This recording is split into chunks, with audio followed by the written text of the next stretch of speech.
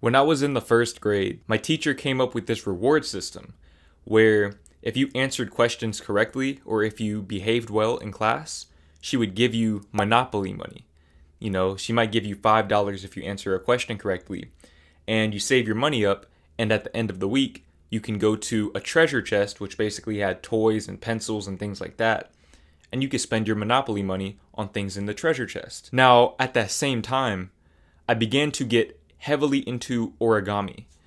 I taught myself how to make fortune tellers, paper airplanes, and I also taught myself how to make envelopes. Now, mind you, we were in the first grade, so she's giving us this money, but kids were losing the money because we were in first grade. You can't trust a 6 or 7-year-old to take care of money. They're going to lose it. Kids were putting the money in their desks, they were putting it in their backpacks, and they were losing it. And they weren't able to get things from the treasure chest. So, me being good at origami and knowing how to make paper envelopes, I decided to start selling these paper envelopes to other students for their fake money. So I was basically selling them envelopes to hold their money, but they were giving me money for the envelopes. So, this was basically my first hustle. And, this wasn't just some big corporation type of deal. I probably only made a few sales, but just the fact that I even thought to do that, I think that shows that I had a little bit of that entrepreneurial mindset in me, even at a very young age. I'm saying all of this to say that entrepreneurship is a lot more simple than a lot of you think it is. A lot of people have these preconceived notions that if there's a lot of money involved, it must be complicated. But it's really not. Being an entrepreneur is not complicated at all. It's as simple as identifying an issue or a need and using your creativity to fulfill that need. This is what I've managed to do with YouTube. I see needs. I know that people have these needs because I have these needs. People have insecurities. People want to feel more comfortable within their own skin. And I'm here to help people do that with my channel. That's a need that people are always going to have. So, basically things have come full circle for me. But the only reason why things have worked out this way is because I returned back to that mindset that I had as a first grader at the age of 6, where I was selling those envelopes to my classmates. Now, a lot of people actually have ideas on how they could serve society, but they let them stay as ideas. They don't try to put those ideas into action. And honestly, that's the difference between most successful people and average people. The successful people put their ideas into action. They create plans, they set intentions, and they follow through. Once they set that intention and they know what they want, they're going to make it happen. They'll roll with the punches. And they understand that you only have to be successful one time. Success attracts more success into your life. And that's something that I've definitely learned with YouTube, is that when you become more successful, it turns into a snowball effect where you become more confident and you have more of a platform and you have more resources to invest in yourself and invest in anything else that you feel like you need to invest in that might help other people out and make you more money and more resources to invest into more things. You have to be relentless in your pursuit of success. You have to be relentless. And the only way that you can truly be relentless to the extent that you need to be is you have to be passionate about what you're doing. If you're not passionate about the thing that you're trying to accomplish, the goal that you're trying to accomplish, if you're just in it for the money or for the clout or whatever it is, you're not going to get very far. You need to do things because you love to do them. See, a lot of people, they become jealous of very successful people. But the thing is, they didn't put in the work that those successful people put in. They weren't there when they were working at 3 o'clock in the morning for free. You have to have that passion. For example, when I was in school, I was really into video games. And it wasn't uncommon for me to stay up past midnight on school nights to play video games because I didn't want to get off because I was having so much fun. I loved playing video games so much that I didn't even want to sleep. It's the same way with YouTube now. I love YouTube so much that a lot of the time, at 2, 3 o'clock in the morning, I'm finishing up my video for the day.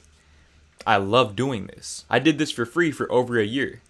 Consistently uploading even while I was working, losing sleep to make this happen for myself because I love it. Now, speaking of late hours, that brings me to today's sponsor, which is IntoTheAm. To say that IntoTheAm is a clothing brand would be a disservice to them and the message that they're trying to convey to their audience.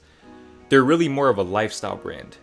They represent the principles that I'm preaching not only in this video, but in all of my other videos, which is to be comfortable in your own skin, to find what you're passionate about and do what you're passionate about, and grind at that into the AM. The hours just pass by because you love what you're doing so much. And to me, that's a brand that I can get behind. Even though this is a sponsored video, I'm not a sellout. I wouldn't promote something that I don't genuinely believe in.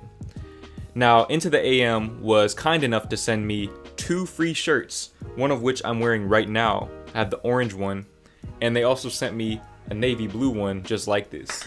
Now, like I said, this video is sponsored, but I genuinely mean everything that I'm saying. This shirt is one of, if not the most comfortable shirt I've ever worn. It's extremely soft, extremely light. It's very smooth to the touch. I don't really know how to explain it.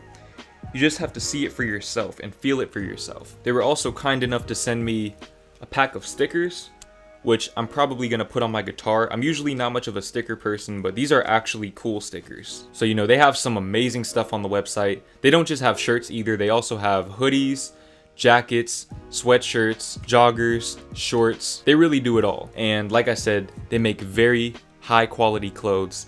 And if you use the link in my description with code GreenXJordan, you are gonna get 10% off of your order. Once again, that's GreenXJordan for 10% off.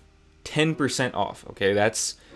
Click on the link. Just click on the link. Now, the next trait of highly successful people, and especially entrepreneurs, is you have to be well-rounded, okay? Now, I feel like there's this misconception that you have to have specialized knowledge if you want to be very successful. And that is true. If you want to work a 9-to-5, which just because you work a 9-to-5 does not mean you're not successful. As long as you're happy with what you're doing and you're passionate about what you're doing, you're successful in my eyes. But, if you want to be an entrepreneur, you have to be very well-rounded. The reason why you need to be well-rounded is because you need to be able to direct people. You need to be able to put people into places and in positions to succeed. But if you don't know your way around everything, you won't know how to do that. If you only have specialized knowledge, then once you get outside of that specialized knowledge, you're no longer in your lane. You can't offer people advice anymore. Specialized knowledge makes you a really good employee. But being a jack of all trades, that makes you a really good leader and a really good entrepreneur. The next trait of highly successful entrepreneurs is they're risk takers. You have to be willing to take a chance on yourself. You have to be willing to bet on yourself. I remember there was a time in my life where I was really into stocks. I would invest my money into stocks, and, I thought that this was a really good way to make money, which it is, it's not a bad way to make money.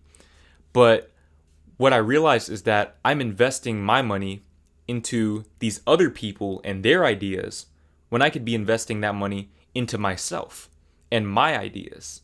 When I put my money towards somebody else's ideas, I don't know what they're going to do with my money. I don't know if they're going to make efficient use of my money. And, what they're going through in their day-to-day life that might influence the decisions that they make. But me, I'm in total control. I know what I'm doing. So investing money into myself, taking a chance on myself, I can live with the results. Because I know that at the end of the day, it's all on me to make it happen. This is why I dropped out of school. This is why I quit my job before I got monetized on YouTube. You have to take a chance on yourself. You have to be willing to take a chance on yourself if you want to see what life has to offer. One thing that I always like to say is you have to be willing to lose it all in order to get it all. Now, being a risk taker is largely a result of being a very confident person. You have to be confident. If you want to be successful in any area, whether you want to have a 9-to-5, whether you want to have a YouTube channel, start a business, whatever it may be, you have to be confident in your abilities. If you're not confident, you're not going to make it very far in life. This is something that I figured out at a pretty late age. I remember when I was first starting off YouTube, I was trying to do research on all of my favorite YouTubers to see what common traits they had that made them successful.